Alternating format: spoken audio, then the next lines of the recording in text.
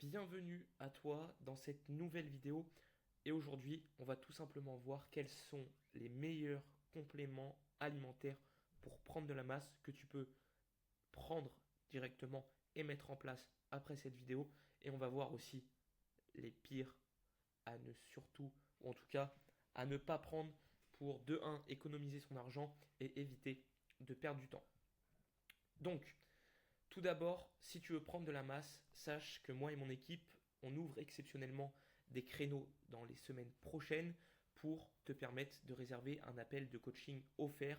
On va un petit peu comprendre ta situation, voir où est-ce que tu en es, quel est ton objectif et comment tu peux l'atteindre en résolvant les problèmes qui te freinent à prendre de la masse. Donc, concrètement, à quoi servent les compléments alimentaires? Un complément ou les compléments alimentaires servent à combler les carences nutritionnelles, à soutenir des fonctions spécifiques de l'organisme ou globalement à améliorer la santé en général.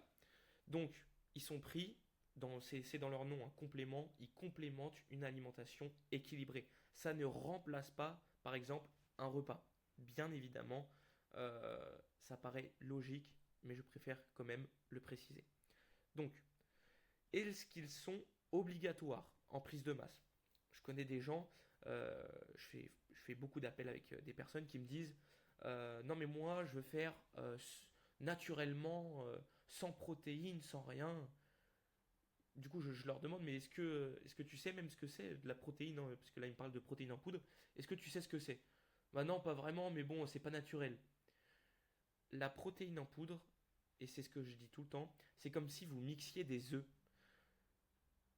c'est tout simplement la même chose. C'est juste une manière plus rapide d'absorber des protéines. Alors oui, au niveau biodisponibilité, c'est-à-dire du passage du coup de l'absorption euh, à justement la circulation sanguine, il est peut-être moins grand que par exemple des protéines animales ou végétales peut-être, mais en tout cas c'est le même principe globalement que si vous mixiez des œufs. Voilà, rien de plus, rien de moins. Donc c'est naturel. C'est pas du dopage, c'est pas des stéroïdes anabolisants, ça n'a absolument rien à voir. Donc voilà, c'est des idées un petit peu reçues qu'il faut pas se battre contre, mais voilà, c'est des idées reçues qui n'ont pas lieu d'être. Donc voilà. Donc, est-ce qu'elles sont obligatoires? Absolument pas. Une alimentation équilibrée qui est riche en calories, avec un surplus calorique cohérent, un quota protéinique journalier cohérent à vos besoins, glucides et lipides également, peut suffire. Mais alors, dans quel cas est-ce que toi, concrètement, tu peux ou tu peux en prendre? Donc, si tu as du mal à consommer toutes tes calories sous forme d'aliments solides, par exemple, tu as maximisé en tout cas ta nutrition, tu l'as optimisée au maximum, et malheureusement, tu ne peux plus, tu n'as plus l'appétit pour manger, mais tu dois atteindre, c'est le deuxième point, ton quota quotidien de protéines. Donc, c'est plutôt simple. Si tu as ces deux choses, tu as maximisé la nutrition solide et tu n'arrives pas à atteindre ton quota de protéines journalier, tu peux alors prendre par exemple des shakers uniquement de protéines pour te permettre justement de combler du coup ce déficit en protéines, pour te permettre de maximiser la synthèse musculaire, donc la construction du muscle, pour faire simple, et ça va te permettre tout simplement de les consommer de manière liquide. Ensuite, si tu souhaites augmenter ta force, on va voir notamment avec la créatine. Tu n'augmentes pas ta force avec des protéines, bien évidemment. En tout cas, pas directement, alors que c'est plus direct avec la créatine. On va voir ça juste après. Voilà. Donc, dans ces cas-là, envisagez, hop, dans ces cas, bon, il n'y a pas l'accent, mais c'est pas grave. Dans ces cas-là, envisager la prise de compléments alimentaires peut être une solution adaptée. Donc, on va voir deux exemples. Là, concrètement, on a Enzo et Nico. Leurs résultats ne sont absolument pas corrélés avec le fait qu'ils prennent des compléments ou non. J'ai simplement mis ça à titre informatif. Donc Enzo qu'on a accompagné, qui a pris plus 10 kilos et Nico plus 8 kilos. C'est pas parce que Nico n'a pas pris de complément qu'il a pris moins de poids. C'est simplement que Nico n'avait pas le même objectif. Il était à 62 et il voulait atteindre 70, il me semble. Donc voilà, c'est simplement ça. L'inverse, il me semble que Enzo était à 70, lui, et voulait passer à 80 parce qu'il est assez grand. Donc voilà. Donc c'est simplement des objectifs différents pour vous dire que peu importe si vous prenez des compléments ou non, ça marche. Vous allez prendre du poids si vous êtes en surplus calorique. Donc Enzo, il était dans le cas où il avait du mal avec justement, on avait optimisé au maximum sa nutrition solide, on avait même mis en place des stratégies liquides, mais il n'avait pas le quota de protéines journalier. Donc on a vu avec lui et il a mis en place justement des shakers ou même on avait mélangé avec du fromage blanc sa whey, sa protéine du coup, et ça lui a permis de justement combler ce manque. Nico, lui, il voulait pas tout simplement, et surtout on a pu avec simplement l'alimentation solide mettre en place directement un surplus cohérent qui lui permette d'atteindre ses plus 8 kilos en 4 mois. Donc ça, c'est des personnes que j'ai suivies personnellement, donc qui avaient une nutrition extrêmement adaptée. Donc pour vous dire tout simplement que ce soit avec ou sans complément, cela dépend de vos objectifs et de comment vous vous adaptez à la nutrition justement. D'ailleurs, si vous souhaitez justement implémenter ça dans votre pratique, savoir si vous devez en prendre ou non, que vous avez des questions, que vous avez peut-être un frein dans l'atteinte de votre objectif, j'ai réservé avec mon équipe justement dans les prochaines semaines des créneaux pour vous permettre de réserver un appel de coaching offert avec soit moi, soit un autre coach de mon équipe, tout simplement pour vous donner un plan d'action précis avec lequel vous pouvez repartir pour vous débloquer ou du moins vous aiguiller sur les prochains axes d'amélioration à prendre dans votre prise de masse. Donc voilà, n'hésitez pas, c'est dans le premier lien dans la description. Ensuite, on va voir les meilleurs compléments alimentaires en prise de masse.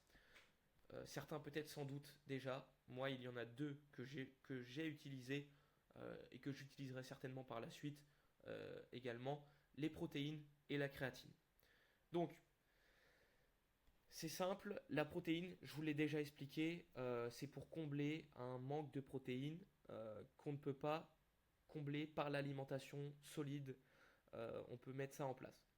Donc voilà, ou si simplement vous voulez gagner du temps, donc ça peut être aussi par manque de temps. Vous avez par exemple un boulot qui vous prend beaucoup de temps, et bien vous pouvez mettre en place un shaker qui vous prend moins de temps à faire qu'un vrai repas, avec à côté forcément une nutrition adaptée. Faut faire attention. Et on vise généralement les 1,7 à 2,2 voire 2,5 grammes de protéines par kilo de poids de corps en fonction de justement comment votre corps s'adapte. Donc c'est pour ça que la fourchette est assez grande parce que ça dépend de chacun finalement. Il y a pas, c'est pas 1,5 pour tout le monde, c'est pas 1,7 pour tout le monde. Ça dépend de chacun. Donc faites attention à ça. Et la créatine, c'est tout simplement le complément le plus étudié de ces dernières années, en tout cas en musculation, puisqu'il y a eu d'énormes quantités d'études qui ont été faites. Il a été prouvé et encore à prouver. Donc voilà, ça permet quoi concrètement? L'augmentation de la rétention d'eau intramusculaire. Donc indirectement, par la rétention d'eau intramusculaire, vous allez augmenter du coup le volume de vos muscles. Et si vous augmentez le volume de vos muscles, vous allez augmenter votre force. Donc ça va vous permettre indirectement d'augmenter justement votre force pour augmenter le stimulus que vous allez mettre sur vos muscles. Si vous faites par exemple une surcharge progressive et que vous arrivez à un niveau intermédiaire avancé, que vous avez déjà une base musculaire, vous pouvez mettre ça en place justement pour vous aider. Encore une fois, ce n'est pas magique. Ne pensez pas que les compléments alimentaires sont déjà de 1 indispensables, on vient de le voir, mais de 2 magiques. Ce n'est pas parce que vous allez prendre de la créatine que vous allez exploser, c'est totalement faux. Euh, voilà, je suis pas là pour vous vendre de la créatine à moins 50 sur MyProtein, je m'en fous, mais simplement, voilà, c'est pas obligatoire. Vous pouvez très bien progresser avec une alimentation de base qui est structurée. Donc voilà, c'est tout ce que j'avais à vous dire. Et non, effectivement, on arrive au pire. Les pires, ou je dirais même le pire. Pourquoi? Parce qu'il y a un complément alimentaire qui, depuis 40 ans, a des études scientifiques qui prouvent qu'il n'a pas réellement d'efficacité, et pourtant, ça reste le complément numéro un en France, je pense, dans les ventes, c'est le collagène. Et je vais vous expliquer pourquoi. Le collagène, il y a des études qui ont été faites, assez contradictoires. Il y en a qui montrent des effets très légers, mais elles sont pas forcément très crédibles, ces études, dans les paramètres notamment de l'étude. Et il y a d'autres études où des organismes tels que l'autorité européenne de sécurité alimentaire qui ont justement, eux, refusé d'approuver des allégations de santé concernant le collagène. Donc ils ont refusé d'émettre des hypothèses sur l'effet du collagène parce que justement il y a un manque de preuves scientifiques tangibles et solides à l'appui justement des bénéfices sur les compléments en collagène. Donc économisez votre argent et votre temps plutôt dans des choses utiles plutôt que d'acheter du collagène qui n'a pas vraiment, en tout cas en complément alimentaire, de réelles preuves tangibles sur son efficacité. Donc voilà, cette fois-ci c'est bel et bien la fin. Merci de m'avoir écouté, j'espère que ça a pu notamment vous aider. Et écoutez, n'hésitez pas à réserver un appel avec moi juste en dessous dans la description. On se dit à très vite, c'était Alex, ciao.